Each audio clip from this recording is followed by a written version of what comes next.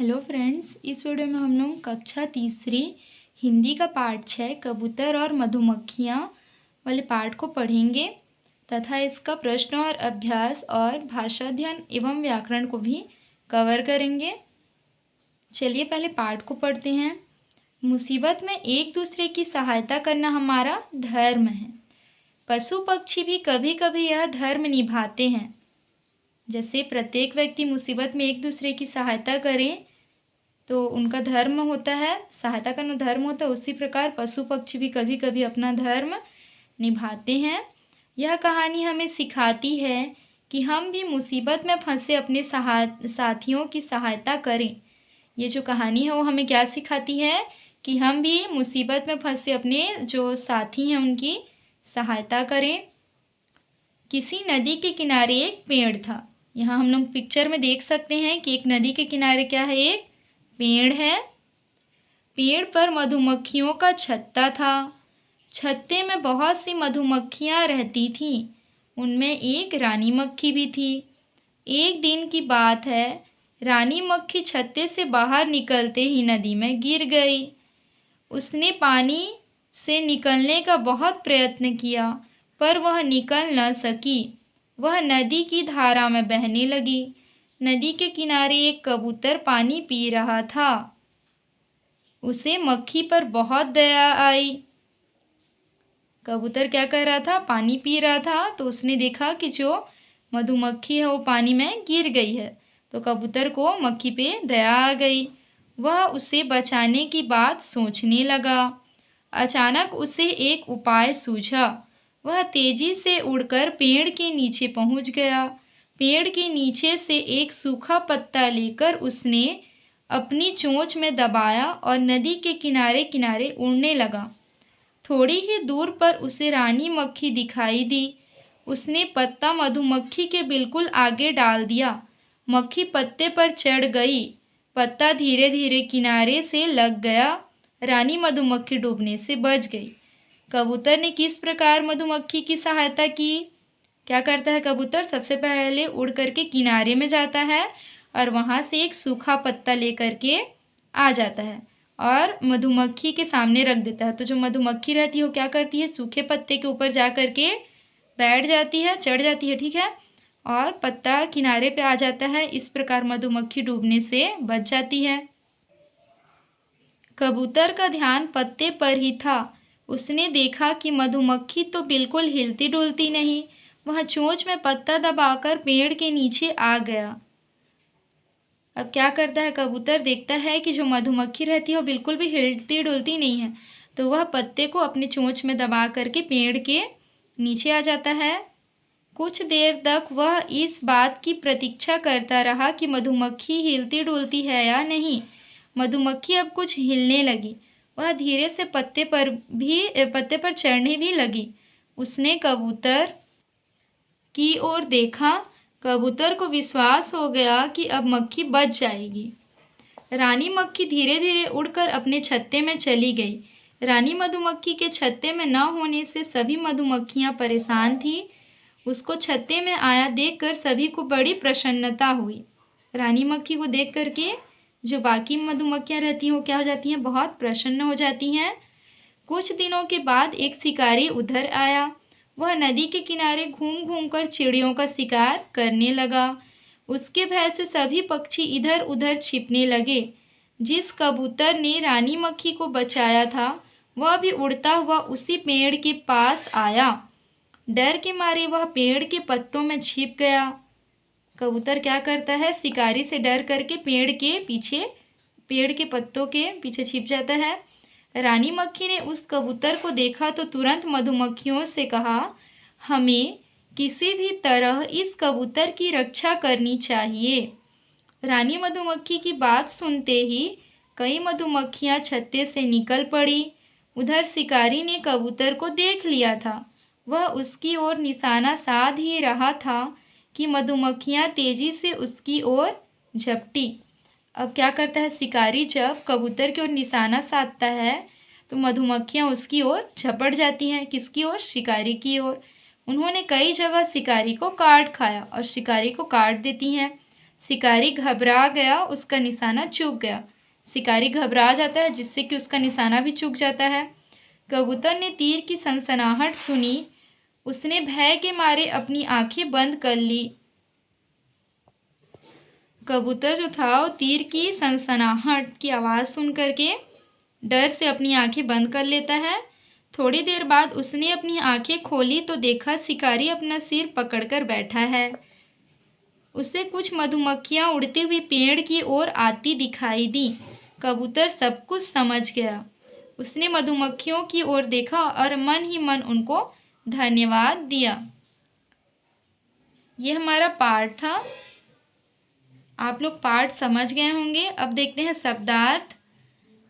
पहला है प्रयत्न। प्रयत्न मीन्स होता है कोशिश। प्रतीक्षा यानी कि इंतजार। छटपटाना मतलब होता है बेचैन होना या व्याकुल होना। परेशान। परेशान मीन्स होता है चिंतित। और राह देखना। राह देखना मीन्स होता है बाट जोहना। अब प्रश्न और अभ्यास को हम कॉपी में देखेंगे। प्रश्न नंबर पहला है, मधुमक्खियाँ कहाँ रहती थी? इसका उत्तर होगा मधुमक्खियाँ नदी किनारे एक पेड़ पर छत्ता बनाकर रहती थीं। प्रश्न दूसरा है, रानी मक्खी किस मुसीबत में फंस गई थी? इसका उत्तर होगा रानी मक्खी नदी में गिर गई थी। प्रश्न तीसरा है, कबूतर क्यों डर गया था? इसका उत्तर होगा कबूतर शिकारी को अपनी ओर आते देखकर डर गया था। प्रश्न चौथा है, मधुमक्खियों ने कबूतर की कैसे सहायता की? इसका उत्तर होगा मधुमक्खियों ने शिकारी को कई जगह काट दिया जिससे शिकारी घबरा गया तथा उसका निशाना चूक गया। इस प्रकार मधुमक्खियों ने कबूतर की सहायता की। अब प्रश्न नंबर 5वां देखते हैं, यदि कबूतर मधुमक्खी की सहायता न करता तो क्या होता? इसका उत्तर होगा यदि कबूतर मधुमक्खी की सहायता न करता तो मधुमक्खी पानी में डूबकर मर जाती। अब है प्रश्न नंबर 6वां, तुमने मधुमक्खियों का छत्ता लटका हुआ देखा होगा। पता करो कि मधुमक्खियाँ अपने छत्ते में शहद कैसे इकट्ठा करती हैं। इसका उत्तर है मधुमक्खियाँ फूलों का रस चूस चूस कर अपने छत्ते में एकत्रित करती हैं जिससे बाद में शहद बनता है। इस प्रकार वे अपने छत्ते में शहद एकत्रित करती हैं। फिर है प्रश्न नंबर 7वां, तुमने अपने आसपास किसी जानवर या पक्षी का शिकार होते हुए देखा या सुना होगा। तुम्हें क्या लगता है कि लोग इनका शिकार क्यों करते होंगे? तुम्हारे विचार से यह सही है या नहीं? इसका उत्तर मैंने अपने विचार से लिखा है। आप लोग अपने विचार से भी लिख सकते हैं और जैसे मैंने लिखा है वैसे भी लिख सकते हैं। तो इसका उत्तर मैंने लिखा है हाँ, मैंने अपने आसपास जानवरों का शिकार होने का बात सुना है। मुझे लगता है कि ज़्यादातर लोग भोजन के लिए शिकार करते हैं। मेरे विचार से शिकार करना गलत है। अब हम देखेंगे भाषा अध्ययन और व्याकरण, जिसमें प्रश्न पहला है, निम्नलिखित शब्दों का प्रयोग करते हुए वाक्यों के खाली स्थान भरो। पहला है भिखारी गिड़गिड़ा रहा था, ये क नंबर था। ख नंबर है मेहमान दरवाज़ा खटखटा रहा था। ग है मक्खियाँ मिठाई पर भिनभिना रही थीं। घ है बादल गड़गड़ा रहे थे। अब आगे है समझे। लड़का लड़के लड़कों, कमरा कमरे कमरों, गमला गमले और गमलों। यहाँ लड़का का अर्थ है एक लड़का, लड़कों का अर्थ है बहुत से लड़के। लड़के और लड़कों जो है वो बहुवचन में आता है, अर्थात इस लाइन में जो है लड़का कमरा और गमला ये तीनों एक वचन होंगे और लड़के कमरे गमले और लड़कों कमरों और गमलों ये दोनों जो है ये बहुवचन शब्द होंगे। अब देखते हैं पढ़ो नंबर।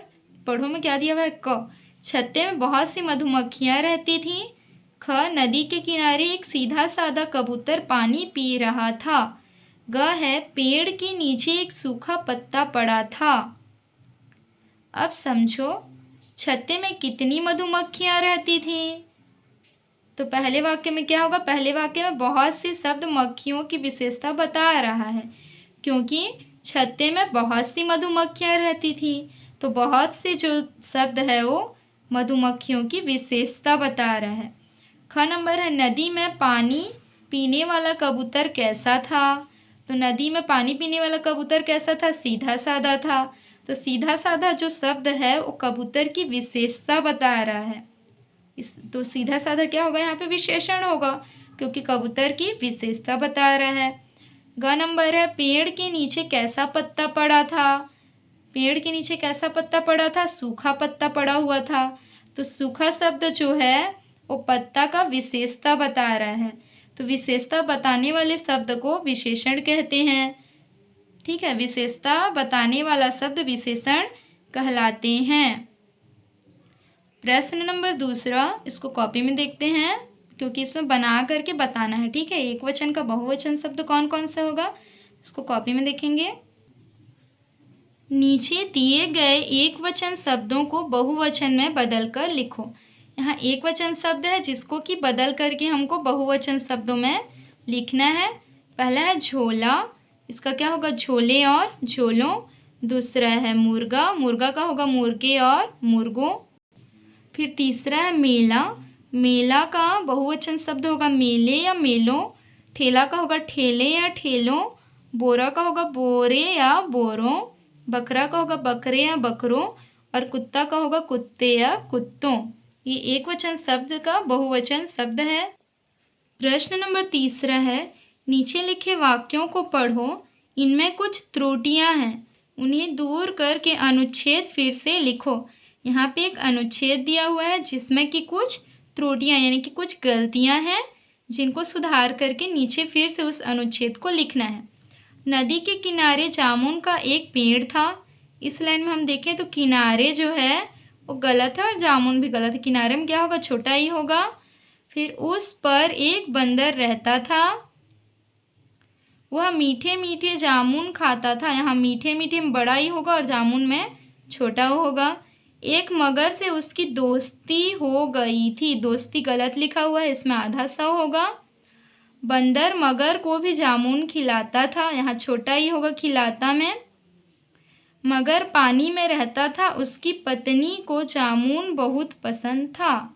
यहाँ पत्नी गलत है, ठीक है, तो इसको सुधार करके यहाँ लिखेंगे तो कैसे होगा, नदी के किनारे जामुन का एक पेड़ था, उस पर एक बंदर रहता था, वह मीठे मीठे जामुन खाता था।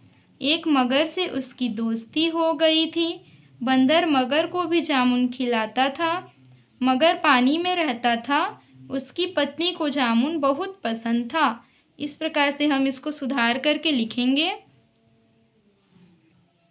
अब है प्रश्न नंबर चौथा, चूहा, कुत्ता, लड़का शब्दों का प्रयोग एक वचन और बहुवचन रूपों में अलग अलग वाक्यों में करो। चूहा, इसका एक वचन वाक्य होगा चूहा बिल में रहता है। बहुवचन वाक्य होगा चूहे बिल में रहते हैं। अगला है कुत्ता, इसका एक वचन वाक्य होगा कुत्ता वफादार होता है। बहुवचन वाक्य होगा कुत्ते वफादार होते हैं। फिर है लड़का, इसका एक वचन वाक्य होगा लड़का स्कूल जाता है। बहुवचन वाक्य होगा लड़के स्कूल जाते हैं। रचना, रचना में प्रश्न नंबर पहला है, कबूतर का चित्र बनाओ और उसमें रंग भरो। इसको आप लोग स्वयं से कीजिएगा। प्रश्न दूसरा है, इस कहानी को अपने शब्दों में लिखो। हमने कहानी इस वीडियो की शुरुआत में पढ़ा, तो उसका आप अपने शब्दों में कहानी को छोटा करके भी लिख सकते हैं, या जैसा आपको ठीक लगे अपने शब्दों में लिखिएगा। वीडियो अच्छी लगी हो तो लाइक शेयर और सब्सक्राइब करें। Thank you.